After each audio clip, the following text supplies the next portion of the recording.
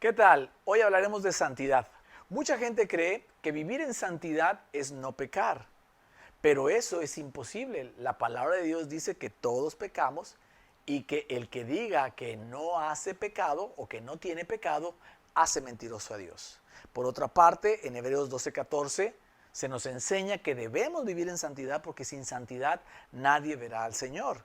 Y todo esto pareciera una contradicción. Entonces aquí la pregunta es, ¿cómo es vivir en santidad? Acompáñame a descomplicarlo. Mira, si bien es cierto que es imposible no pecar, tampoco se trata de que pequemos y no nos importe. Hay un versículo en Romanos 5:20 que dice, mas cuando el pecado abundó, sobreabundó la gracia.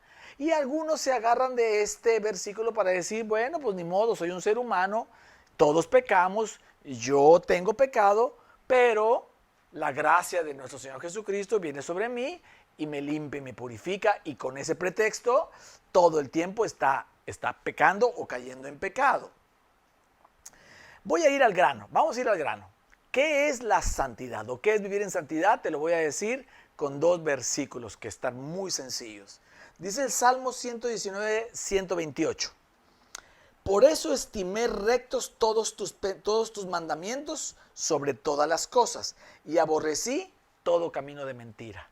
Vivir en santidad es amar los caminos de Dios y aborrecer todo camino de maldad, ¿verdad? Todo camino de mentira. Por un lado, amas a Dios y por otro lado, odias todo camino de mentira. Salmo 38, 18 dice, por tanto, confesaré mi maldad y me contristaré por mi pecado. Esto quiere decir que aunque entiendo que voy a caer en pecado porque soy un ser humano, cuando caigo en pecado me contrista, me entristece porque me doy cuenta que estoy lastimando a Dios, que estoy ofendiendo al Señor, que estoy ensuciando mi santidad, la que el Señor me ha regalado, y eso me hace enojar, eso me hace entristecerme. Si tú no odias tu pecado, nunca vas a poder alejarte de él. Entonces, la santidad se activa en ti cuando de todo tu corazón anhelas no pecar. Cuando de todo tu corazón quieres agradar a Dios y no pecar, aunque sabes que no lo vas a lograr al 100%, pero haces el esfuerzo, ahora sí, al 100% para dejar de pecar. Y te esfuerzas en dejar de pecar y en alejarte de los pecados que Dios te va mostrando. En la Biblia Dios nos deja un ejemplo, y yo creo que también eso trae un poco de confusión. David es un ejemplo, la palabra de Dios dice de David que él fue un hombre perfecto y conforme al corazón de Dios. Y uno que más o menos conoce la historia de David dice, ¿cómo puede ser un hombre tan pecador como David que de repente Dios diga que es un hombre perfecto y conforme a su corazón? Te voy a decir algunos de los pecados más importantes que podemos encontrar en la Biblia acerca del rey David. Adulteró con Betsabé, que era una mujer casada con un hombre llamado Urías Eteo, que era un soldado del ejército de David, que peleaba por David, ¿verdad? Por Israel. David se mete con su esposa, la esposa queda embarazada cometiendo pecado de adulterio. Pero al enterarse que estaba embarazada y el marido en guerra, pues para que no se enteraran, ¿verdad?, que la mujer había sido adúltera y pudieran descubrirlo, él planea el asesinato de Urías Eteo, le habla a su capitán del ejército y le dice, ponme a Urías Eteo hasta adelante. Y obviamente es muerto en batalla. David planeó un asesinato. Pero eso no es todo. Mintió y escondió su pecado y no lo confesó. Y cuando, o fue descubierto hasta que el profeta Natán vino y lo confrontó. Pero eso no fue todo el pecado de David. David cometió tal vez otro pecado aún más grave que este. Dios ordenó que no se hicieran censos de los hombres de guerra.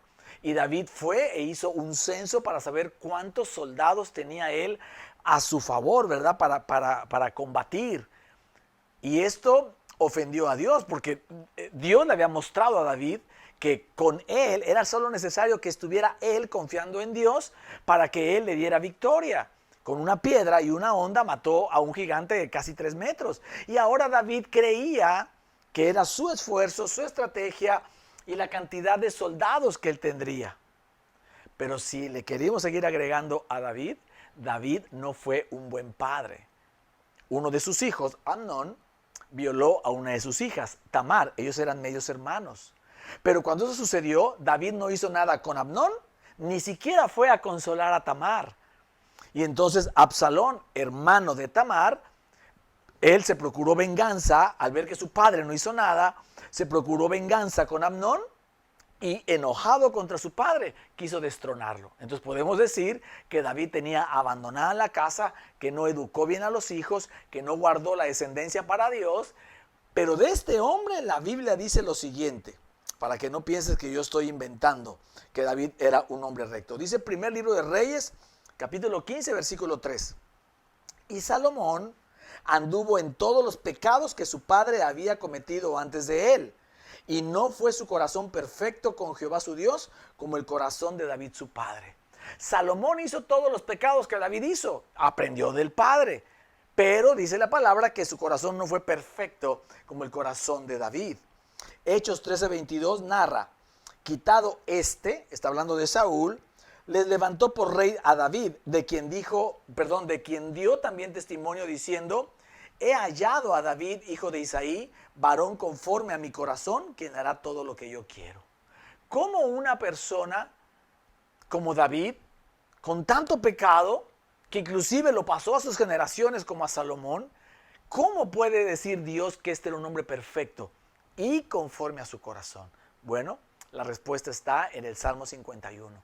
Cuando David es descubierto por el profeta Natán, en el versículo 10, David hace una oración y le dice a Dios, crea en mí, oh Dios, un corazón limpio y renueva la firmeza de mi espíritu. No me alejes de tu presencia, ni me quites tu Santo Espíritu, devuélveme la alegría de tu salvación.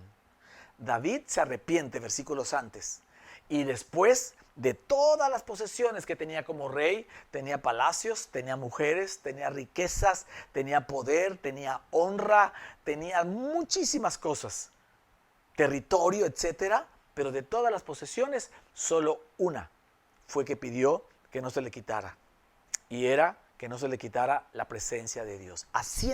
Esto es lo que hace a David un hombre perfecto. Eso es lo que hace a David un hombre con un corazón conforme al corazón de Dios, que tenía a Dios por encima de todos los afectos de su casa. Era la persona que él más amaba y por encima de todas las cosas, él amaba a Dios y él buscaba a Dios. Y entonces, esto es la santidad. Lo puedo resumir en esto. Vivir en santidad es anhelar con todo tu corazón. Y ojo acá, cuando digo con todo tu corazón, es porque eso solamente lo vas a ver Dios y tú. Dice la palabra que solamente Dios puede pesar el corazón de los hombres. De hecho, todo en la Biblia se trata del corazón del hombre, no de lo que hacemos de manera externa. Puede ser que tengamos, a la verdad, cierta reputación de santidad en la iglesia. Puede ser que tu pastor considere que eres un hombre correcto o una mujer correcta, santa, que tienes muchos dones y muchas habilidades, pero la santidad, nadie te podrá decir eso, solo tú y Dios. Y entonces, la santidad es, o vivir en santidad es, que tú de todo tu corazón, que Dios conoce de ti, anhelas ahí en tu corazón no pecar contra Dios, agradar a Dios y no pecar contra Dios. Y aunque sabes que no lo vas a lograr al 100%, porque la Biblia dice que aún lo que es bueno y no lo hacemos nos es tomado como pecado, aunque sé que voy a fallar, mi anhelo de mi corazón es no hacerlo. Pero además doy fruto digno de arrepentimiento y entonces sí, me esfuerzo, me intereso al 100% en buscar alejarme del pecado que me asedia y de cualquier tentación que me pueda llevar a pecar. Eso es vivir en santidad. termino con esto, este capítulo. Yo puedo distinguir aquí dos tipos de pecado o dos tipos de pecadores. Uno, donde el pecador pues comete el pecado, deja de vivir en santidad y no le importa, no le preocupa, tal vez ni siquiera le importe la opinión de Dios, ese es el extremo, pero aún cristianos que pareciera que sí les importa, pues parece al final no, porque no hacen un esfuerzo, porque justifican su pecado diciendo Él me provocó, es mi soledad, es mi esto, es mi aquello. Y entonces es un pecado, déjame decirlo así, que se comete consuetudinariamente, que significa constantemente, de vez en vez, de una manera crónica, y ahí está el pecado. Y ahí está el pecador, ese tipo de pecador.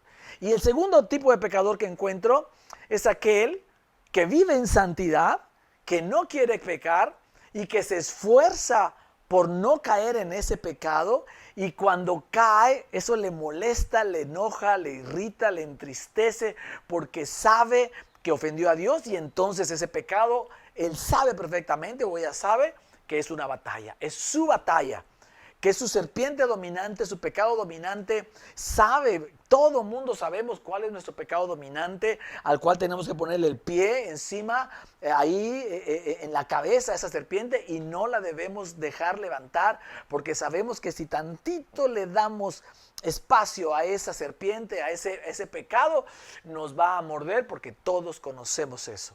¿Cuál es nuestro pecado dominante? Y entonces, este segundo tipo de pecador es el que puede vivir en santidad. Aquel que anhela no hacerlo y que busca estrategias para zafarse de ahí, y que sabe que lo que está viviendo es una batalla. Su pecado es una batalla. A veces gana, a veces pierde, pero siempre está pidiéndole a Dios la ayuda para que esa victoria que Jesús tomó en la cruz por nosotros se haga evidente en su vida todos los días hasta que venga Cristo por segunda vez. Esto es vivir en santidad, mi amado. Es un hecho que la santidad está muy ligada al tema del pecado. Y si nos interesa vivir en santidad, ahora tenemos que saber cómo combatir el pecado. Si es una batalla, si es un ejército, si es un enemigo, tenemos que conocer cómo vencer, cómo contrarrestar sus ataques para nosotros, lo más que se pueda, estar alejados del pecado. Eso te lo voy a contar en el siguiente episodio. Nos vemos en el próximo video. Bendiciones.